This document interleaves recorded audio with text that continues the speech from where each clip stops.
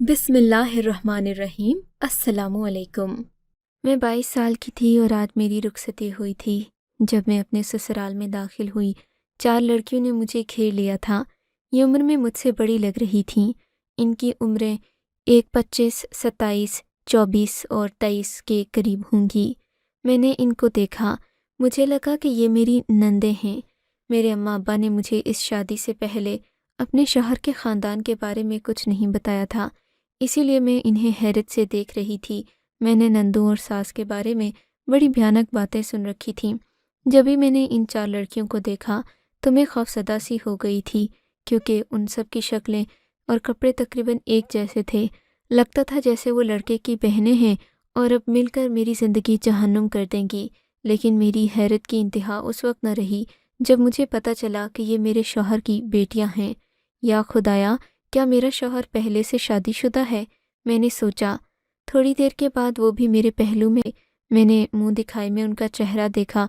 बमुश्किल वो 35 साल के लग रहे थे। जब मुझे पता चला कि उनकी 4 बेटियां हैं, उनकी उम्रें ये हैं, तो मेरी तो हैरत की इंतहा न रही। लगता था जैसे मैं कोई ख्वाब देख रही हूँ, क्योंकि हकीकत में एक 30-35 साल के बंदे की 4 बेटियां हों और वो भी जवान, ऐसा हो नहीं सकता। खैर से थोड़ी देर के बाद मुझे मेरे शौहर के कमरे में भेज दिया गया। वहाँ भी मेरे शौहर की बेटियां पीछे पीछे आ गईं। मुझे ये देखकर बड़ी हैरत हुई थी कि वो चारों की चारों गैर शादीशुदा थीं। वो मुझे अम्मी कहकर पुकारने लगीं। मुझे बहुत अजीब सा लगा था। मुझे देखकर हंसी और कहने लगीं, अब्बा ने दरअसल आपसे दूसरी शादी की है। वो आपको बताना नहीं चाहते थे कि पहले से शादीशुदा हैं, लेकिन आपके अम्मा अब्बा को सब कुछ पता था। अब से आप हमारी छोटी अम्मी हैं। उन लड़कियों ने मुझे प्यार किया जैसे मैं उनकी माँ नहीं उनकी औलाद हूँ, और फिर मेरे कमरे से चली गईं। मैं हैरत से हक्की बक्की होकर उन चारों को जाता देखता रही। तभी मेरे शौहर फैसल कमरे के अंदर दाखिल हुए। फैसल को देखकर मैंने बेयकीनी से उन लड़कियों की तरफ देखा। मुझे यकीन नहीं आ रहा था कि ये फैसल की बेटियां हैं। फैसल मेरे पास बैठे, कहने लगे, हाँ, तुम्हें लग रहा होगा कि ये लड़कियां मेरी बेटियां नहीं हैं, क्योंकि मैं जो इतना जवान हूँ। फैसल बड़ा मुस्कुरा रहे थे। उनको देखकर मैं भी खुश हो गई। फिर इन्होंने मुझे बताया कि वो शुरू से ही अपना बहुत ख्याल रखते हैं।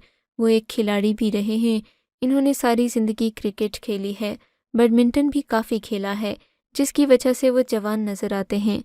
जो लोग मश्क करते रहते हैं सारी ज़िंदगी बूढ़े नहीं होते। मैं ये बात सुनकर मुतासिर हो गई। तब मेरे शौहर ने कहा, मैं तुम्हें भी जवान कर दूंगा। वक्त के साथ साथ तुम बूढ़ी होने की बजाय और खूबसूरत होती जाओगी। मैं उनकी बातें सुनकर बहुत मुतासिर हुई थी। वो लड़कियां जो मेरे कमरे में आई थीं, वो भी वाकई में बहुत जवान और खूबसूरत थीं। अब जाहिर है इस हिसाब से तो मैं ये कह सकती थी कि मेरे शौहर की उम्र ज़्यादा थी, लेकिन वो बहुत ही ज़्यादा नौजवान लगते थे। पर बूढ़े इंसान में कोई बीमारी होती है, कोई ना कोई ऐसा मसला होता है कि उसकी पहचान हो जाती है। लेकिन मेरा शौहर बिल्कुल ही जवान दिखता था। मैं खुश थी कि चलो, मेरे शौहर की ये दूसरी शादी है, लेकिन वो भला का खूबसूरत है और औलाद पैदा करने का झंझट भी मुझे नहीं होगा, क्योंकि उनकी पहले से 4 बेटियां हैं, तो वो मुझ पर औलाद पैदा करने के लिए दबाव नहीं डालेंगे। इसी बात से मैं खुश हो गई थी। वो एक ख्वाबों भरी रात थी जो मैंने गुजारी। सुबह हुई तो दरवाजे पर दस्तक हुई। मैंने जाकर दरवाज़ा खोला तो वो चारों लड़कियां सामने ही खड़ी थीं। उनके हाथ में एक बड़ी सी ट्रे थी और इन्होंने नाश्ता बनाकर लाया था। मैंने कहा कि नाश्ता तो दुल्हन के मायके से आता है। लगी कि अम्मी, आपको आपके वालिदैन ने ये नहीं बताया कि अब आप मायके में किसी से नहीं मिल सकती? ये बात सुनकर मैं बहुत हैरान हुई। मुझे लगा कि वो लड़कियां जैसे मुझसे मजाक कर रही हूँ। मैंने कहा, ऐसा ही है, अब मैं आप सबके साथ रहूंगी तो अपने मायके कहाँ जाऊंगी? मैंने ये बात अज़ाए मजाक कही थी। थोड़ी देर बाद मेरे शौहर जाग गए। उन लड़कियों ने नाश्ता लगा दिया। मैंने और मेरे शौहर ने नाश्ता किया। मुझे अम्मा की याद भी आ रही थी। मैं सोच रही थी कि अभी तक अम्मा अब्बा नाश्ता लेकर क्यों नहीं आए। मैं तो कब से उनका इंतज़ार कर रही थी। तभी घर के दरवाजे पर दस्तक हुई। मेरा शौहर उन लड़कियों से कहने लगा कि तुम लोग इधर ही बैठो, मैं जाकर दरवाज़ा खोलता हूँ। मुझे बड़ी उम्मीद थी कि मेरी अम्मा आई होंगी। मैं उठकर खुद जाती। इससे पहले मेरा शौहर दरवाजे पर पहुंच गया। वो किसी से ऊंची आवाज़ में बहस कर रहा था। अरे साहब, جب میں نے آپ سے کہا تھا کہ شادی کے بعد آپ کی بیٹی آپ سے نہیں ملے گی تو پھر آپ کیا کرنے آئے ہیں؟ آپ کو پتہ تو ہے کہ ہماری کچھ شرائط شادی سے پہلے طے ہوئی تھیں۔ میرا شوہر دروازے پر یہ باتیں کر رہا تھا، میں سمجھ گئی کہ میرے اماں ابا آئے ہیں۔ میں بھاگتی ہوئی دروازے پر گئی، لیکن تب تک ابا جا چکے تھے۔ مجھے بہت دکھ ہوا، میں رونے لگی۔ میں نے اپنے شوہر سے پوچھا کہ آپ نے ایسا کیوں کیا؟ کہنے لگے تمہارے ابا نے خود ہی اس شرط پر رضامندی دی تھی کہ شادی کے بعد تم اپنے میکے والوں سے نہیں ملو گی، اور دیکھو تمہیں بھی تو اس بات سے کوئی اعتراض نہیں ہونا چاہیے۔ تمہیں اس گھر میں ہر قسم کی خوشی ملے گی۔ رہی بات بور ہونے کی، تو تمہارے پاس 4 بیٹیاں ہیں، تم ان کے ساتھ جو مرضی کھیل کھیلو، جیسی مرضی بات کرو، تمہیں کوئی روک نہیں رہا۔ میں نے کہا بات روکنے ٹوکنے کی نہیں، ماں باپ سے انسان کو ایک الگ انسیت ہوتی ہے، کوئی ان کی جگہ نہیں لے سکتا۔ آپ میرے ابا کو تو گھر آنے دیتے، وہ بوڑھے ہیں، اس عمر میں دروازے سے گئے ہیں۔ کتنا برا لگا ہوگا انہیں کہ ان کی بیٹی کے سسرال میں ان کو جگہ نہیں دی گئی۔ میرے شوہر نے اس بات کی کوئی پرواہ نہیں کی۔ میں اندر آ گئی، رو رو کر میرا برا حال تھا۔ پہلے ہی دن میرے ساتھ ایسا کیا تو آگے جا کر یہ لوگ کیا کریں گے؟ پھر میرا شوہر کچھ سوچ کر واپس کمرے سے باہر آیا اور بولا، میں ایک شرط پر تمہیں میکے جانے کی اجازت دوں گا، لیکن وہ یہاں نہیں آ سکیں گے۔ ہاں، میں آپ کی ہر شرط ماننے کو تیار ہوں، میں نے روتے ہوئے کہا۔ بس ٹھیک ہے، پھر شرط میں تمہیں اسی دن بتاؤں گا۔ فی الحال جو تمہیں کہا ہے تم اتنا کرو، میری بیٹیوں سے باتیں کرو، ان کے ساتھ اچھا رویہ رکھو۔ مجھے ذرا دفتر جانا ہے، بہت ضروری کام ہے۔ میرا شوہر یہ کہہ کر گھر سے چلا گیا۔ پیچھے ان لڑکیوں نے مجھے گھیر لیا، مجھ سے مختلف باتیں کرنے لگیں، لیکن ان کی باتوں سے ایسا لگتا تھا جیسے انہیں مجھے جان چھڑانے کی بہت جلدی ہو۔ پھر کہنے لگی ایک لڑکی جس کا نام نگین تھا کہ میں آپ کے لیے پھلوں کا تازہ جوس بنا کر لاتی ہوں۔ یہ کہہ کر وہ کچن میں چلی گئی۔ اس کے پیچھے دوسری لڑکی بھی چلی گئی۔ نگت اور نگین دونوں کچن میں چلی گئیں۔ انہوں نے میرے لیے مجھے اصرار کر رہی تھیں کہ میں خواہ وہ جوس پیوں ہی پیوں، اگر میں نے نہ پیا تو وہ مجھ سے ناراض ہو جائیں گی۔ میں نے جیسے ہی جوس کو منہ لگایا، مجھے لگا جیسے یہ سب سے کڑوا ترین جوس ہو، کسی خراب پھل سے بنایا گیا ہو۔ میں نے کہا یہ تو بہت کڑوا ہے۔ تبھی وہ لڑکی نگین کہنے لگی، آپ ہم سے محبت نہیں کرتی، ورنہ آپ کو یہ جوس کڑوا نہ لگتا، میٹھا لگتا۔ میں مجبوراً پینے لگی تھی وہ جوس۔ وہ تینوں لڑکیاں مجھے غور سے دیکھنے لگیں جیسے میں کوئی جوس نہیں شراب پی رہی ہوں۔ وہ گلاس پیتے ہی تینوں نے اس طرح میری طرف دیکھا جیسے کوئی بہت بڑا کارنامہ ہو گیا ہو۔ پھر وہ تینوں میرے کمرے سے چلی گئیں۔ اس کے بعد مجھے نہیں پتا کہ کیا ہوا۔ میری آنکھ تب کھلی جب شام کے تقریباً 10 بج رہے تھے۔ میں نے دیکھا کمرے میں کوئی بھی ہلچل نہیں ہو رہی تھی، بالکل عجیب سی خاموشی تھی۔ میں اٹھ کر ادھر ادھر دیکھنے لگی، میرا سر بھاری بھاری سا تھا۔ سوچنے لگی کہ میں سارا وقت کیسے سوئی رہی، حالانکہ میں صبح کے تقریباً 3-4 بجے یہ دوا پی کر سوئی تھی۔ اس کے بعد یہ کیا ہوا کچھ پتہ نہیں تھا۔ میں نے گھڑی پر نظر ڈالی، 10 بج چکے تھے۔ اٹھ کر جلدی سے باہر آئی۔ میں نے دیکھا پورے گھر میں اندھیرا تھا، کہیں پر بھی کوئی روشنی نہیں تھی۔ میں ادھر ادھر کمروں میں جھانکنے لگی، سارے کمروں کے دروازے کھلے ہوئے تھے اور روشنی بند تھی۔ تبھی میں ایک کمرے میں تھی کہ کسی نے مجھے کھینچ کر اندر کمرے میں دھکیل دیا۔ مجھے بہت ڈر لگا، لیکن ظاہر ہے میرے شوہر کا گھر تھا، ڈرنا تو نہیں چاہیے تھا۔ میں نے چیخ مارنے کی کوشش کی، پر دبوچنے والے نے میرے چہرے پر ہاتھ رکھ دیا۔ پھر میں کافی دیر وہیں پر رہی۔ مجھے نہیں سمجھ آ رہی تھی کہ یہ آدمی کون ہے۔ اس کے ہاتھوں کا لمس میرے شوہر سے بہت مختلف تھا۔ میں پہچان سکتی تھی کہ یہ وہ نہیں ہے۔ مجھے احساس جرم ہوا۔ میں نے اس شخص کو پرے دھکا دیا اور وہاں سے باہر نکل کر بھاگی۔ بھاگتے بھاگتے میں راہداری میں پہنچی، دوسرے کمرے کے سارے ہی بند تھے۔ میں واپس اپنے کمرے میں آئی۔ میں نے ادھر ادھر دیکھا، دروازے کو اندر سے کنڈی لگا دی۔ میرا دل زور زور سے دھڑک رہا تھا۔ خدا جانے وہ کون آدمی تھا جس نے مجھے کمرے میں دبوچا۔ یا اللہ، یہ اس گھر میں ہو کیا رہا ہے؟ یہ گھر میری سوچ سے بھی زیادہ بڑا تھا۔ 1 کنال کا بڑا سا گھر، اس میں 14 کمرے تھے۔ مجھے تو اب یہ گھر کوئی خوفناک حویلی لگنے لگا تھا۔ میں کمرے میں بیٹھ کر اپنے شوہر کا انتظار کرنے لگی۔ تبھی تھوڑی دیر کے بعد دروازے پر دستک ہوئی۔ دانش نے کہا کہ میں باہر کھڑا ہوں، تو میں نے دروازہ کھولا تو دانش سامنے کھڑے مسکرا رہے تھے۔ کیا ہوا؟ تم اتنی ڈری ہوئی کیوں ہو؟ وہ آپ کہاں گئے تھے؟ میں بہت ڈر گئی تھی۔ ارے بھائی، ڈر کیوں گئی تھی؟ یہ حویلی کوئی بھوت بنگلہ تھوڑی نہ ہے۔ وہ اندر آتے ہوئے بولے، آپ کہاں گئے تھے؟ मैं ज़रा काम से गया था। क्यों मेरी जान, परेशान क्यों होती हो? अगर आप काम पर गए थे तो वो उस कमरे में कौन था जिसने मुझे वो दानिश वो दानिश बात करते करते अचानक रुक गए थे। अरे मैं ही था। तुम्हें क्या लगा इस घर में और कौन आएगा मेरे अलावा? ये घर सारा मेरा है, मेरी बेटियां हैं। अगर कभी वो तुमसे शरारत कर दें तो अलग बात है, वरना इस घर में मैं ही मैं होता हूँ। और तुम्हें पता है, मैं तो तुम्हें डरा रहा था। मेरे शौहर ने ऐसे बात की जैसे उस कमरे में पेश आने वाला वाक़या उन्हीं का था। मैं खामोश हो गई कि चलो, मैं अपने शौहर के साथ अभी 1 हफ़्ता ही रही हूँ, हो सकता है कि मुझे पहचानने में गलती हुई हो। मेरे शौहर ने आते ही मुझसे कहा कि मैं खाना खा लूँ। मैंने कहा मैं सुबह भी जूस पीकर बैठी हूँ, दोपहर को भी मैंने तगड़ा खाना खाया था। कहने लगे मैं तुम्हें जूस बना कर देता हूँ।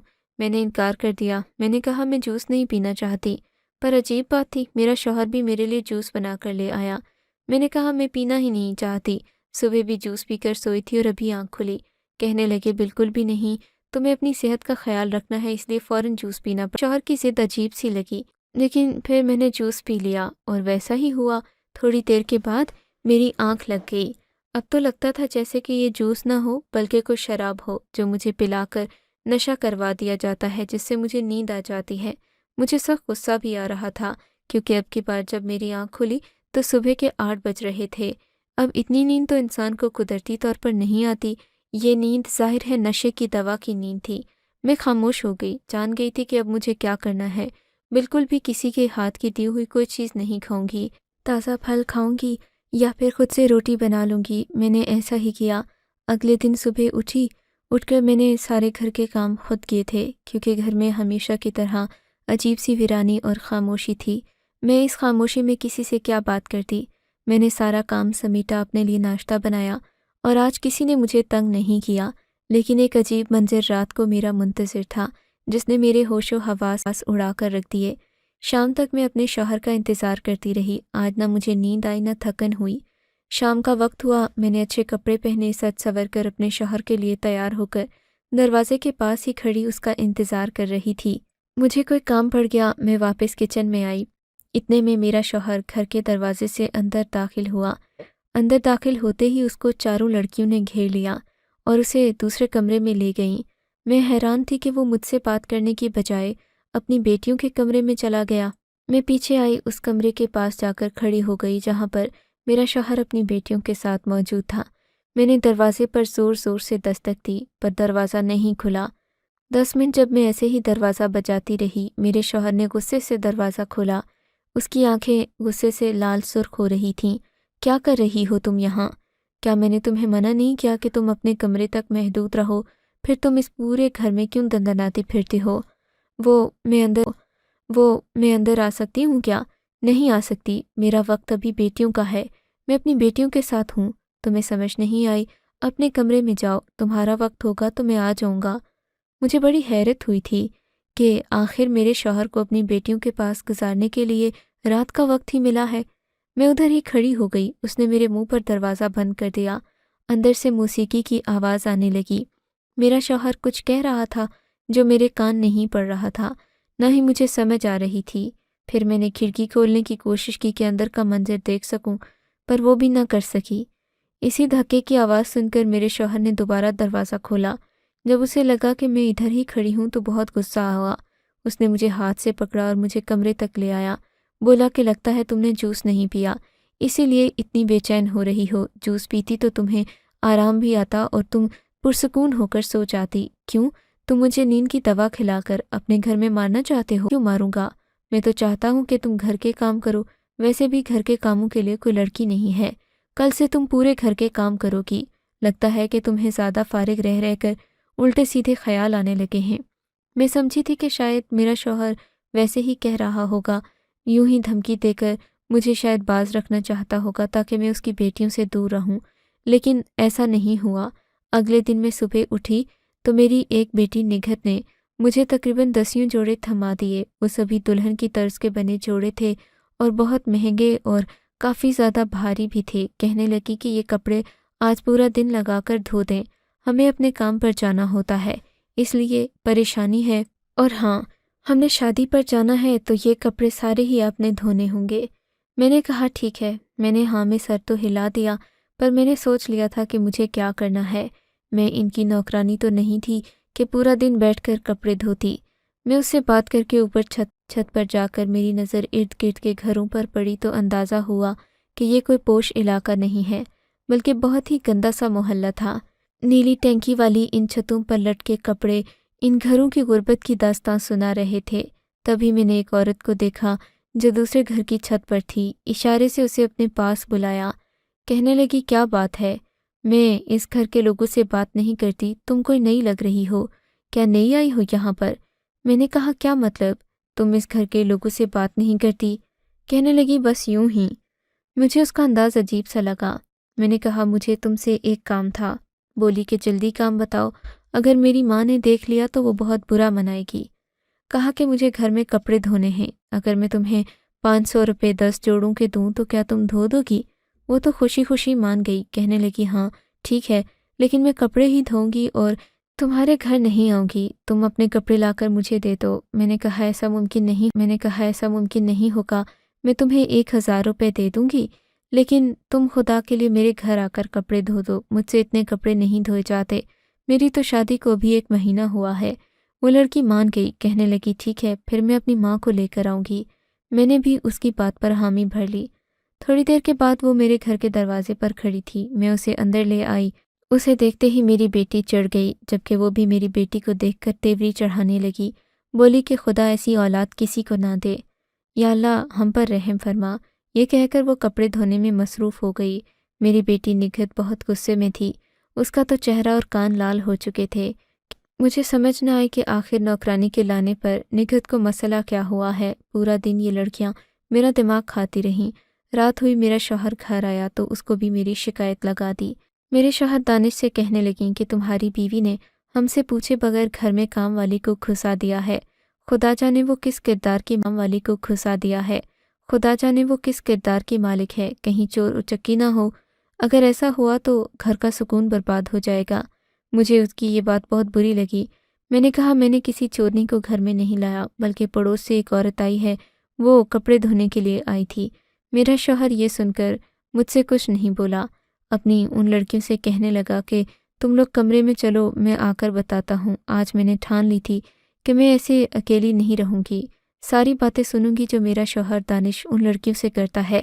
دروازے کے باہر کھڑی ہو کر میں ان کی باتیں سننے لگی۔ دانش کی ایک ہی بات مجھے سمجھ آئی کہ آج سے ہم اپنے گھر کی بجلی خراب کر دیں گے تو ہمارا کام ہو جائے گا، بس اسے پتہ بھی نہیں چلنا چاہیے اور برا بھی نہیں لگنا چاہیے۔